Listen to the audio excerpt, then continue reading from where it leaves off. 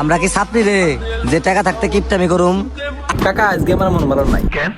একে একে দেশের সমস্ত টিকটকের বিয়ে দিচ্ছে আর আমি এখনো 30 বছর দামরা এখনো সিঙ্গেল পড়ে আছি। গজব বেইজ্জতি। এক কথায় বলতে গেলে আমার এই জীবনকে আসলে কি বলে, পালের জীব।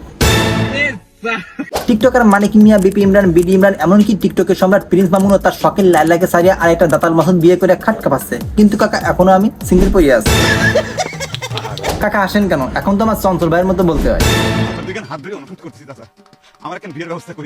কাকা আমার দশা ঠিক এই একই রকম হয়েছে। তো যাই হোক, টিকটকের সম্রাট প্রিন্স মামুনের ব্যাপারে 2-4টা কথা না বললেন নয়।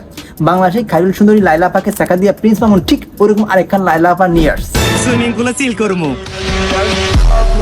তো যাই হোক, বাদ দেন এসব কথা, এখন আমি আপনাদের শোনাবো মূল কথা। Thank you so much. টিকটকের বাপ্পারাজ ইমদাদুল, সেও কিছুদিন আগে বিয়ে করছে, কিন্তু কাকা এখনো আমি সিঙ্গেল পড়ে আছি।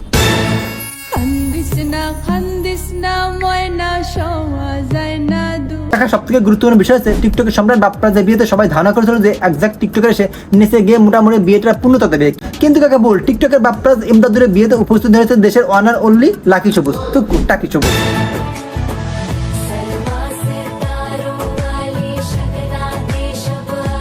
কাকা টাকি সবুজ দেবে ইমদাদুলের দিকে তাকাইতেছে, সে মনে মনে ভাবতেছে যে ইমদাদুলের তো হয়ে গেল, এখন আমারটা কবে হবে?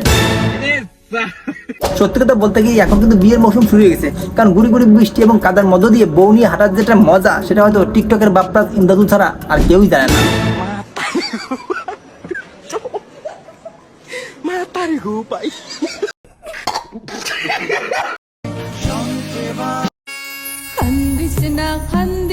সবাই বলো কবুল। আলহামদুলিল্লাহ। আজ থেকে আমার বেটি তোমার হাতে তুলে দিলাম, বাবা তুমি একটু দেখে শুনে রাখো। কাকা এখন না, মা তো দুধ খাইছে, তো ওটা বাসায় গিয়ে গক গক। কাকা আমার সাদা মনে কোনো কাদা নাই। তারপরে একটা কথা বলতে চাই, ইমদাদুলের বিয়েতে টাকি সবুজ এসেছে, সবাই ভাবছিল যে সে কমপক্ষে 8-10টা রিলস বানাবে, কিন্তু না, 16 মাসের মাত্র সে একটা রিলস বানাইছে, আর এটা সত্যি আসলে অবিশ্বাস্য।